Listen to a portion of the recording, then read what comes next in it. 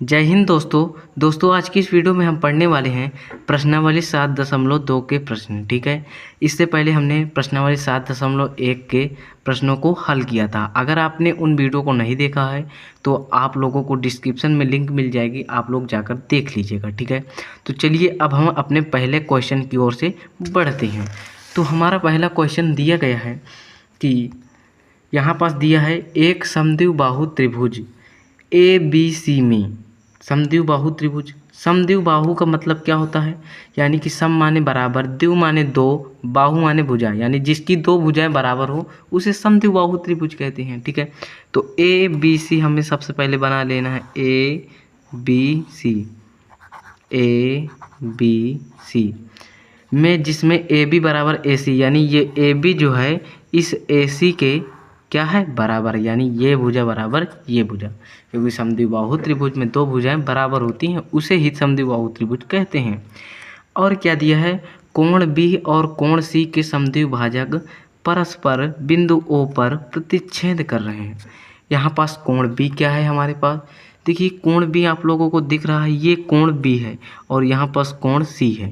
ठीक है, तो यहाँ पास इसके जो है क्या है समद्विभाजक, यानी कि कोणों के समद्विभाजक, यानी जो है दो बराबर बराबर भागों में बांटना।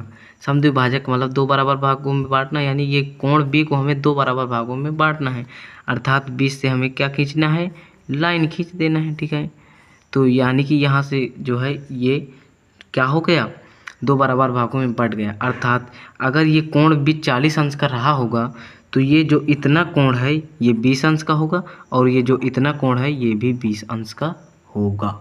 और इसमें कोण C का भी समद्विभाजक, यानी दो बराबर भागों में बांटना, तो यहाँ से हम इसको भी बराबर भागों में बांट देंगे। ठीक है, यानी कि ये 40 अंश का कोण C रहा होगा तो ये भी 20 अंश का रहा होगा और ये भी 20 अंश का हो जाएगा। ठीक है, और ये क्या है, बिंदु O पर प्रतिच्छेद करते हैं। यहाँ पास देखिए जुड़ गए, यानी प्रतिच्छेद करते हैं, यानी कि इसका नाम क्या है O। ठीक है, इसका नाम O है। और क्या है, A और O को जोड़िए, ये जो A है O को जोड़िए, A को O से जोड़ना है। ठीक है, A को O से जोड़ना है। दर्शाइए कि, अब हमें दर्शाना क्या है, यहाँ पर सिद्ध दर्शाना है। ठीक है, OB बराबर OC पहला सिद्ध करना है ये, और दूसरा सिद्ध करना है AO कोण A को समद्विभाजित करता है। OB बराबर OC, OB क्या है, यानी ये OB इस OC के बराबर है क्या, तो भाई साहब हम लोग अभी तो नहीं जानते, पर सिद्ध कर लेंगे तो समझ जाएंगे। तो यहाँ पास आप लोग अगर देखिए इस त्रिभुज को सर्वांगसम कर देंगे तो OB बराबर OC आ जाएगा। ठीक है, चलिए अब हम हल करते हैं। तो यहाँ पास जो दिया है उसे सबसे पहले हम लोग लिखते हैं। तो यहाँ पास हम लिखेंगे, दिया है क्या, दिया है कि एक समद्विबाहु त्रिभुज ABC है, यानी त्रिभुज ABC क्या है, समद्विबाहु है। ठीक है, और क्या क्या दिया, AB बराबर AC, जिसमें जो है AB बराबर AC दिया है। ठीक है, कोण B और कोण C के समद्विभाजक परस्पर बिंदु O पर प्रतिच्छेद करते हैं, यानी कि ये जो कोण B का समद्विभाजक क्या है, का समद्विभाजक और इस कोण C, इस कोण जो है C का समद्विभाजक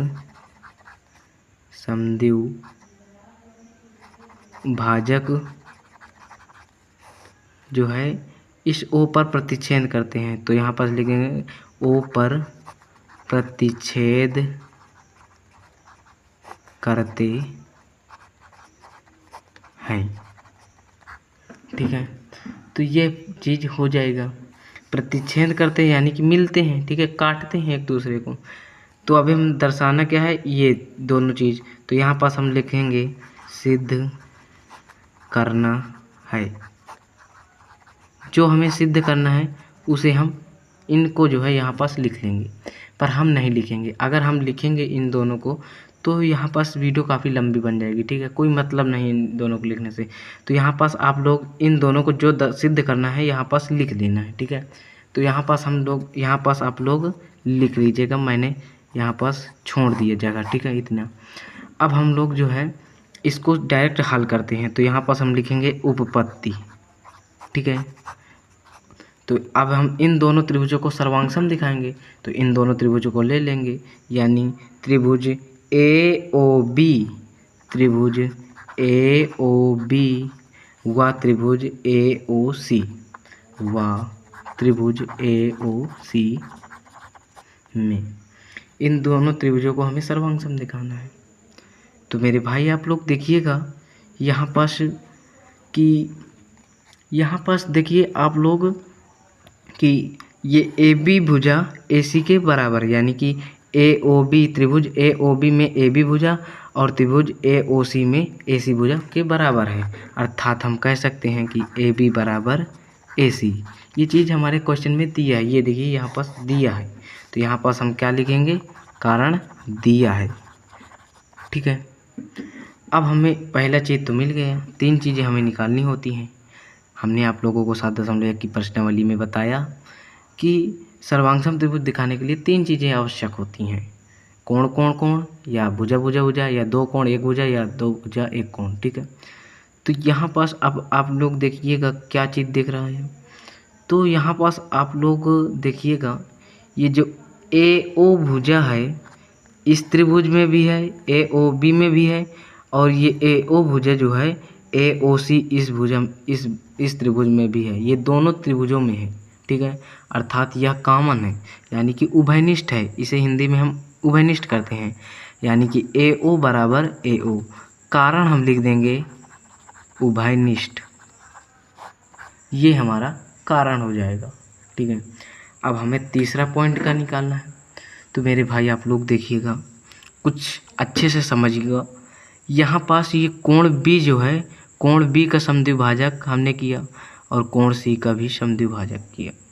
ठीक है, तो यहाँ पास होता क्या है, ये कोण B कोण C के बराबर था। ठीक है, ये कोण B कोण C के बराबर था, क्योंकि बराबर भुजाओं के जो है सामने वाले कोण बराबर होते हैं, यानी AC का कोण B हो जाएगा और AB का कोण C, ये कोण जो है बराबर थे।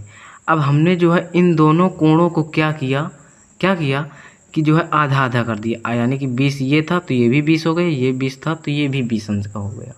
ठीक है, तो यहाँ पास हमने आधा किया, तो यहाँ पास हम लिख सकते हैं कोण ABO बराबर कोण AO, यहाँ पास हम लिख सकते हैं COA, कोण COA, हम ऐसा लिख सकते हैं। तो यहाँ पास हम लोग कारण क्या लिखेंगे, तो यहाँ पास हम कारण लिखेंगे कि बराबर भुजाओं के सम्मुख कोण बराबर होते हैं। ठीक है, बराबर भुजाओं के सम्मुख कोण बराबर होते हैं, यानी कि कोण B बराबर कोण C हुआ। ठीक है, तो कोण, इसलिए यहाँ पास लिखेंगे, इसलिए कोण B और कोण C का समद्विभाजक भी बराबर होंगे। ठीक है, यानी कि इन जो है ये कोण बराबर हैं, ये दोनों कोण बराबर हैं मेरे भाई, जैसे 2 रोटी हैं। ठीक है, 2 रोटी हैं, 2 रोटी में ये ऊपर वाला भाग जो है बराबर है इस ऊपर वाले के भाग से, तो ये नीचे वाला भाग नीचे वाले भाग से तुरंत बराबर रहेगा। तो यहाँ कहने का मतलब वही है कि ये जो है 40 अंश का था, तो इसमें से 20 अंश हटा दिया गया, और ये 40 अंश था, इसमें से भी 20 अंश हटा दिया गया, तो यानी ये 20 अंश का है, ये 20 अंश का है, यानी कि ये कोण बराबर ये कोण हो जाएगा। यानी कि यहाँ पास हम कह सकते हैं कोण ABO या कोण OBA। ठीक है, इसको उल्टा भी पढ़ सकते हैं, किसके बराबर है, OCA या ACO के बराबर है। यहाँ पास हम लिख दिए हैं कि ABO बराबर कोण COA। तो यहाँ पास हमें 3 चीज़ें मिल गई, ये हो गया S, ये हो गया S, और ये क्या है, कोण है, तो यानी A। ठीक है, साइड एंगल यानी भुजा कोण। ठीक है, तो इससे हमारा त्रिभुज सर्वांग सम हो जाएगा। यहाँ पास हम लिखेंगे S सर्वांग समता नियम से, एस सर्वांग समता नियम से क्या हो जाएगा, ये जो त्रिभुज हमने दोनों लिए थे ए ओ बी त्रिभुज ए ओ सी के त्रिभुज के सर्वांगसम हो जाएगा। ठीक है, तो यहाँ पास हम लिखेंगे, यहाँ बगल में लिख लेंगे त्रिभुज ए ओ बी सर्वांगसम त्रिभुज ए ओ सी। ये हमने सिद्ध कर दिया। अब जब हमने जो है इन दोनों त्रिभुजों को सर्वांगसम सिद्ध कर दिया तो इसके जो है बचे हुए भाग बराबर होंगे। जैसे कि यहाँ पास दो स्केच हैं, ये दो स्केच जो है आपस में बराबर हैं, तो यानी कि ये दोनों बराबर हैं तो इनके कैप भी बराबर होंगे। इसका कैप इसमें लगाया जा सकता है और इसका कैप इसमें लगाया जा सकता है, तो यही सर्वांगसम त्रिभुज का नियम है। ठीक है, तो यानी कि ये त्रिभुज इस त्रिभुज के बराबर है, तो यानी कि इसमें से ओ बी भुजा ओ सी के बराबर हो जाएगी, बी ओ भुजा सी ओ भुजा के बराबर हो जाएंगे। किस कारण? सर्वांग समता नियम के कारण। तो यहाँ पास हम लिख सकते हैं कि बी ओ बराबर सी ओ। ठीक है, या बी ओ को हम ओ बी भी लिख सकते हैं और सी ओ को हम ओ सी भी लिख सकते हैं। ये दोनों जो है दोनों बराबर हैं। ठीक है, ये दोनों बराबर हैं। तो यहाँ पास कारण लिख देंगे कि किस कारण, तो सी पी सी टी नियम से सी पी सी टी नियम ये कहता है कि सर्वांगसम त्रिभुज के संगत भाग बराबर होती है। यानी कि जब त्रिभुज सर्वांगसम हो जाता है तो उसके बचे हुए शेष अवशेष जो है शेष भाग बराबर होते हैं, भुजा हो या कोण हो वो बराबर होते हैं। तो ये भुजा बराबर ये भुजा हो जाएगी। ठीक है, अब यहाँ पास हमारा पहला क्वेश्चन का आंसर आ गया, ओ बी बराबर ओ सी। यहाँ पास हमें पहला उत्तर ये ही लाना था कि ओ बी बराबर ओ सी। अब हमें दूसरा क्या लाना है, ए ओ कोण ए को समद्विभाजित करता है। ये जो ए ओ है कोण ए को समद्विभाजित करता है, यानी कि दो बराबर भागों में बांटता है, यानी कि इतना कोण बराबर इतना कोण, यानी ये 40 अंश का पूरा कोण है तो ये 20 अंश का होगा और ये भी 20 अंश का होगा। ठीक है, तो यानी कि भाई बिल्कुल देखिए ये त्रिभुज इस त्रिभुज के सर्वांगसम है, तो बी ए ओ बराबर क्या हो जाएगा, ओ ए सी। ये कोण इस कोण के बराबर हो जाएगा। क्यों? क्योंकि सर्वांगसम त्रिभुज का संगत भाग है, ये कोण बराबर ये कोण हो जाएगा, क्योंकि हमने इन दोनों त्रिभुजों को सर्वांगसम दिखाया। तो यहाँ पास हम लिखेंगे कि कोण बी ए ओ बराबर कोण क्या लिखेंगे, ओ ए सी। ठीक है, कारण हम लिखेंगे सी पी सी टी नियम से। ठीक है, बी ए ओ बराबर ओ ए सी। जब मेरे भाई इन दोनों त्रिभुजों को हमने बराबर दिखा दिया तो यह समद्विभाजित ही तो कर रही है। समद्विभाजित का मतलब क्या है कि बराबर बराबर भागों में दिखाना। तो ठीक है, तो इसलिए हम लिख सकते हैं ए ओ कोण ए को समद्विभाजित करता है। तो यहाँ पास हम लिख लेंगे इसलिए कारण क्या लिखेंगे कि ए ओ कोण ए को समद्विभाजित करता है। यही हमारा क्या हो जाएगा, यही हमारा आंसर हो जाएगा। उम्मीद करता हूँ आप लोगों को ये क्वेश्चन बहुत अच्छे से समझ में आया होगा। अगर नहीं आया तो आप लोग एक बार वीडियो को स्किप करके फिर से देख लीजिएगा, आपकी 100% समझ में आ जाएगा। ठीक है, तो चलिए अब हम दूसरे क्वेश्चन की ओर पढ़ते हैं। हमें दूसरा प्रश्न दिया गया है, त्रिभुज ए बी सी में ए डी भुजा बी सी का लंब समद्विभाजक है। अर्थात त्रिभुज ए बी सी सबसे पहले बनाते हैं। ठीक है, ये कुछ इस प्रकार से हम त्रिभुज बना लेंगे। ठीक है, इस त्रिभुज का नाम क्या देंगे, ए बी सी। ठीक है, इसमें क्या दिया है, ए डी भुजा बी सी का लंब द्विभाजक है। ये जो है बी सी है, इस पर एक रेखा खींची गई है ए डी, इस पर एक रेखा खींची गई है ए डी जो लंब समद्विभाजक है। अर्थात लंब भी है और इन भुजाओं को जो है आपस में बराबर भागों में बांट रही है। यानी कि ये हो जाएगा बी डी, यानी कि बी डी बराबर डी सी। ये दोनों भुजाएं आपस में बराबर हैं, यानी मध्य बिंदु पर काट रही है। और लंब समद्विभाजक यानी कि ये 90 अंश का कोण बना रहा है, ये 90 अंश का कोण बना रहा है, तो इधर का भी 90 अंश का कोण बनेगा। ठीक है, और क्या दिया है, दर्शाइए कि त्रिभुज ए बी सी एक समद्विबाहु त्रिभुज है। हमें इस त्रिभुज ए बी सी को दर्शाना है कि यह एक समद्विबाहु त्रिभुज है जिसमें ए बी बराबर ए सी है। यानी कि हम ए बी बराबर अगर ए सी निकाल लें तो समद्विबाहु त्रिभुज हो जाएगा। समद्विबाहु त्रिभुज की परिभाषा क्या है कि जिस त्रिभुज की दो भुजाएं बराबर होती हैं वो जो है बराबर होता है, वह एक समद्विबाहु त्रिभुज होता है। अर्थात इस त्रिभुज ए बी सी में अगर ए बी बराबर ए सी हो जाएगा तो यानी कि यह एक समद्विबाहु त्रिभुज है। ठीक है, तो अब हम ए बी बराबर ए सी लाएंगे कैसे? तो अगर हम देखें इस त्रिभुज और इस त्रिभुज को हम सर्वांगसम दिखा दें तो जो है ए बी बराबर ए सी हो जाएगा। ठीक है, सर्वांगसम त्रिभुज के संगत भाग हो जाएंगे तो ए बी बराबर ए सी आ जाएगा। ठीक है, तो चलिए अब हम हल करते हैं। तो यहाँ पास क्या दिया है, हमें यहाँ पास लिखना है हल। ठीक है, तो यहाँ पास जो भी दिया है उसे लिख लेना है। दिया है, ठीक है, क्या दिया है, त्रिभुज ए बी सी में ए डी भुजा बी सी का लंब समद्विभाजक है। यहाँ पास हम लिखेंगे त्रिभुज ए बी सी में ए डी भुजा बी सी का लंब समद्विभाजक है।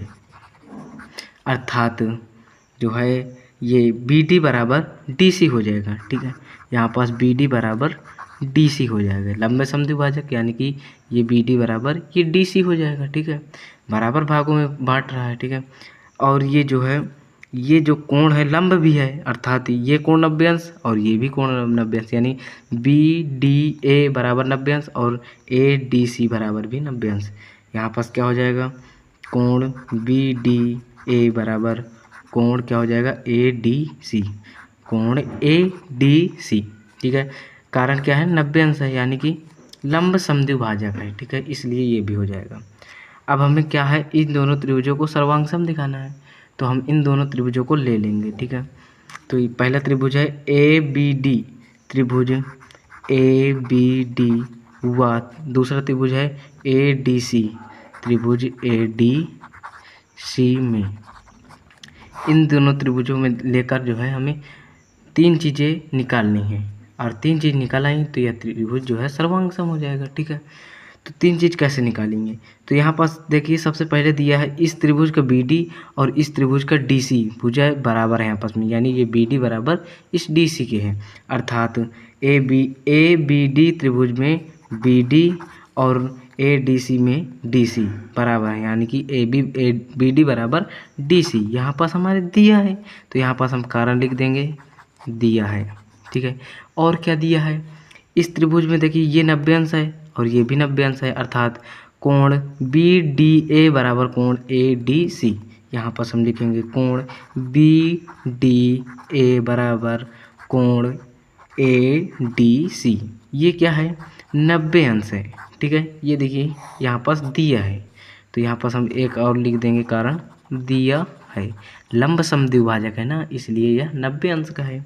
ठीक है, अब हमें दो चीज़ निकल आई हैं, हमें तीन चीज़ निकालनी है। तो एक चीज़ हम लोग यहाँ से देखेंगे क्या है, तो मेरे भाई आप लोग देखिएगा इस त्रिभुज में ए बी डी में ए डी भुजा और इस त्रिभुज में ए डी सी में भी ए डी भुजा जो है कॉमन है, यानी बराबर है, यानी कि ये भुजा जो है ए डी भुजा इस त्रिभुज में भी है और इस त्रिभुज में भी है, अर्थात दोनों त्रिभुज में है, यानी कि बराबर है। ठीक है, कॉमन है। ठीक है, तो यहाँ पास हम लिख देंगे ए डी बराबर ए डी, क्या हो जाएगा, कारण हम लिख देंगे उभयनिष्ठ। हम लोग कॉमन को इंग्लिश में जो है उभयनिष्ठ बोलते हैं। ठीक है, तो यहाँ पास कॉमन लिख देंगे कि उभयनिष्ठ। ठीक है, तो ये हो गया भुजा, ठीक है, और ये हो गया कोण और ये हो गया भुजा। ठीक है, अर्थात एस ए एस सर्वांग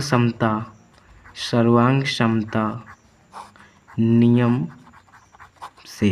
ठीक है, एस ए एस मतलब कि ये देखिए ये भुजा को एस बोलते हैं, कोण को ए बोलते हैं और भुजा को एस बोलते हैं। तो एस सर्वांग समता नियम से यह त्रिभुज सर्वांग सम है। तो यहाँ पास हम लिख देंगे त्रिभुज क्या था, ए बी डी और ए डी सी, तो यानी कि त्रिभुज ए बी डी सर्वांगसम त्रिभुज ए डी सी, यही हमारा हो जाएगा। ठीक है, तो यहाँ पास हमने जो है इस त्रिभुज को इस त्रिभुज को और इस त्रिभुज को सर्वांग सम दिखा दिया। तो मेरे भाई इस त्रिभुज में ए बी डी में ए बी भुजा और इस त्रिभुज में ए सी भुजा ए डी सी में ए सी भुजा भी बराबर हो जाएगी। क्यों? क्योंकि बराबर सर्वांगसम त्रिभुज के संगत भाग बराबर होते हैं। ये दोनों त्रिभुज सर्वांगसम है, इसलिए ए बी बराबर ए सी हो जाएगा। जिससे मेरे पास यहाँ पास दो पेन है, देखिए दो पेन है। अगर ये दो पेन जो है आपस में बराबर होंगे यानी सर्वांगसम होंगे तो इनके कैप भी बराबर होंगे। इसका कैप इसमें लगाया जा सकता है, इसका कैप इसमें लगाया जा सकता है। तो यही एक सर्वांगसम त्रिभुज का बहुत अच्छा उदाहरण है। ठीक है, तो यानी कि ए बी बराबर ए सी। ठीक है, तो यहाँ पास हम लिख देंगे ए बी बराबर ए सी। और हमें सिद्ध क्या करना था? ए बी बराबर ए सी, यानी कि समद्विबाहु त्रिभुज। समद्विबाहु त्रिभुज में क्या होता है? दो भुजाएं बराबर करते हैं तो वह समद्विबाहु त्रिभुज होता है। ये भुजा बराबर हमने ये भुजा कर दी, अर्थात यह एक समद्विबाहु त्रिभुज है। तो ए बी बराबर ए सी। तो यहाँ पास हम कारण लिख देंगे कि सर्वांगसम त्रिभुज के संगत भाग बराबर होते हैं। सर्वांगसम त्रिभुज के संगत भाग बराबर होते हैं। ठीक है, ये हमारा कारण हो जाएगा, अर्थात ए बी बराबर ए सी। ठीक है, तो यहाँ पास हम लिख लेंगे कि इसलिए जो है त्रिभुज ए बी सी, ये जो त्रिभुज ए बी सी है यह एक क्या है? समद्विबाहु त्रिभुज है। ठीक है, तो इसलिए त्रिभुज ए बी सी एक समद्विबाहु त्रिभुज है। ठीक है, चलिए अब हम तीसरे क्वेश्चन की ओर बढ़ते हैं। हमारा तीसरा प्रश्न दिया गया है, बहुत ही आसान प्रश्न है। त्रिभुज ए बी सी एक समद्विबाहु त्रिभुज है। ए बी सी ये एक त्रिभुज है और ये समद्विबाहु त्रिभुज है। ठीक है, समद्विबाहु यानी कि दो भुजाएं बराबर हैं। ठीक है, ये देखिए यहाँ पास जिसमें बराबर भुजाओं ए सी और ए बी, ये ए सी भुजा यानी यहाँ से यहाँ तक की भुजा ए सी इस ए बी भुजा के बराबर है, यानी यहाँ से यहाँ तक के ए बी के बराबर है। ठीक है, पर क्रमशः शीर्षलंब बी ई और सी एफ खींचे गए हैं। और ये जो बी ई है, ये बी ई ये बी से डाला गया शीर्षलंब है, शीर्ष बी से डाला गया लंब है। लंब का मतलब जहाँ पास लंब डाला जाता है वहाँ 90 अंश का कोण बनता है, तो यहाँ 90 अंश का कोण बनेगा। ये 90 अंश का होगा तो सरल रेखा में खींचा गया यानी ये भी 90 अंश का होगा। और सी से डाला गया शीर्षलंब ये एफ है, सी एफ। ठीक है, तो ये 90 अंश का और ये भी 90 अंश का होगा। ठीक है, ये दोनों 90 अंश के होंगे। तो यहाँ पास अब हम लोग हल करेंगे। ठीक है, यहाँ पास हल लिखते हैं। तो जो जो दिया है उसे हम लिख लेंगे। पहले दिया है, क्या दिया है? यहाँ पास क्या दिया है? त्रिभुज ए बी सी भी एक समद्विबाहु त्रिभुज है। तो यहाँ पास लिखेंगे त्रिभुज ए बी सी एक समद्विबाहु त्रिभुज है। ठीक है, और जहाँ ए सी बराबर ए बी दिया है यानी ए बी बराबर ए सी दिया है, ए बी बराबर ए सी बोलो या ए सी बराबर ए बी बोलो। ठीक है, और क्रमशः ये जो है इन्हीं पर ये ए बी और ए सी पर डाले गए शीर्षलंब है। ठीक है, बी ई और सी एफ से खींचे गए लंब है। ठीक है, शीर्षलंब यानी कि ये कोण जो है ये जो है 90 अंश का बन जाएगा और इसमें भी 90 अंश का बन जाएगा। ठीक है, जिसमें कि लंब डाले गए हैं। तो यहाँ पास हम लिखेंगे ए सी पर ए सी भुजा पर बी ई, ए सी पर जो है बी ई शीर्षलंब है। ठीक है, और ए बी पर क्या है? ए बी पर सी एफ शीर्षलंब है, सी एफ शीर्षलंब है। ठीक है, इतनी चीज़ हमारे क्वेश्चन में खुद दिया है। ठीक है, इतना तो आप लोग बना ही सकते हैं, इतना जो है क्वेश्चन में ही दिया है। आधा सवाल तो हमारा क्वेश्चन से ही सॉल्व हो गया। ठीक है, अब हमें जो है क्या दिखाना है कि ये जो है बी ई जो है ये जो भुजा है इस भुजा के बराबर है। ठीक है, यानी कि ये दोनों शीर्षलंब आपस में बराबर है।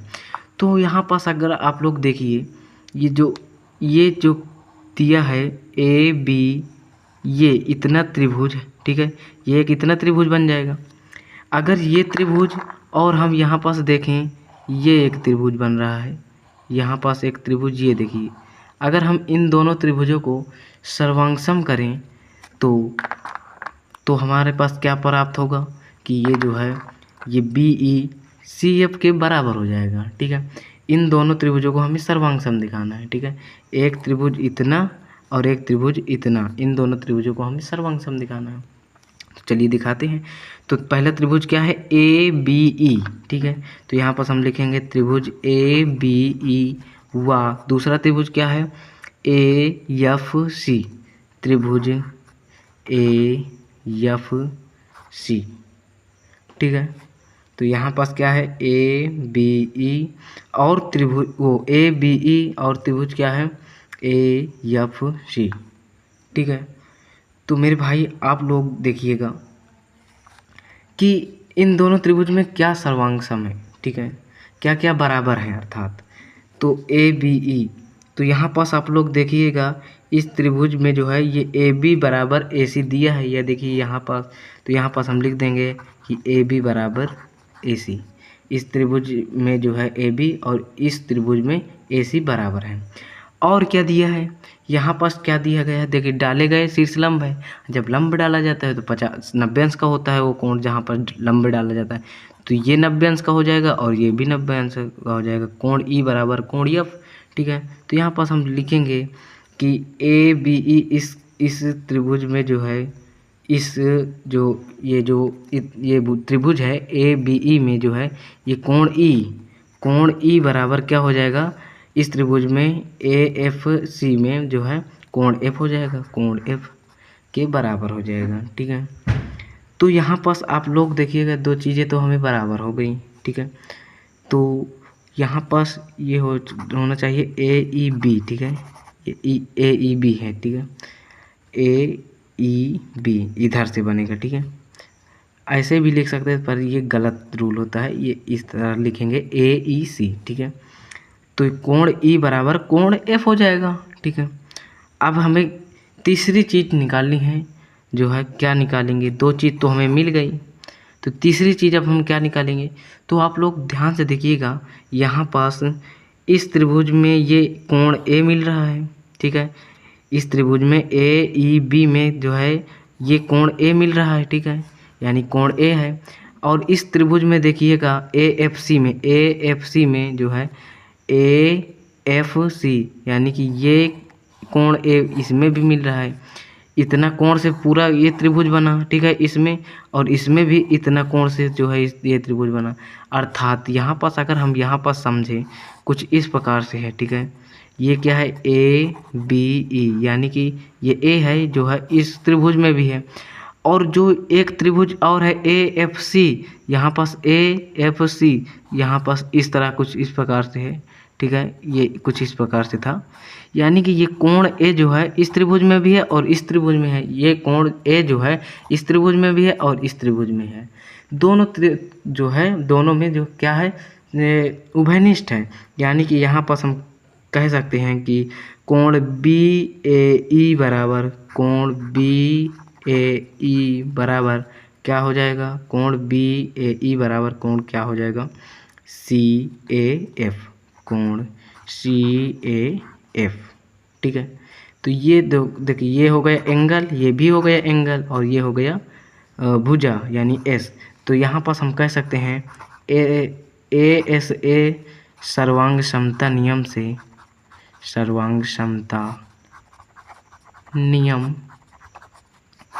से क्या कह सकते हैं कि जो है ये त्रिभुज इस त्रिभुज के बराबर है। यानी कि त्रिभुज AEB बराबर सर्वांगसम त्रिभुज AFC, ये हमने सिद्ध कर दिया। ठीक है, तो जब हमने ये त्रिभुज और ये त्रिभुज को सर्वांगसम सिद्ध कर दिया तो इस त्रिभुज में यहाँ पास आप लोग देखिएगा AEB में जो है ये BE और इस त्रिभुज में जो है AFC में FC यानी कि BE बराबर FC, ये BE जो है FC भुजा के बराबर हो जाएंगी। ये भुजा इस भुजा के बराबर हो जाएगी। क्यों? क्योंकि सर्वांगसम त्रिभुज के संगत भाग बराबर होते हैं। अर्थात यहाँ पास हम कह सकते हैं कि बी ई भुजा यानी शीर्षलंब है ये, ठीक है।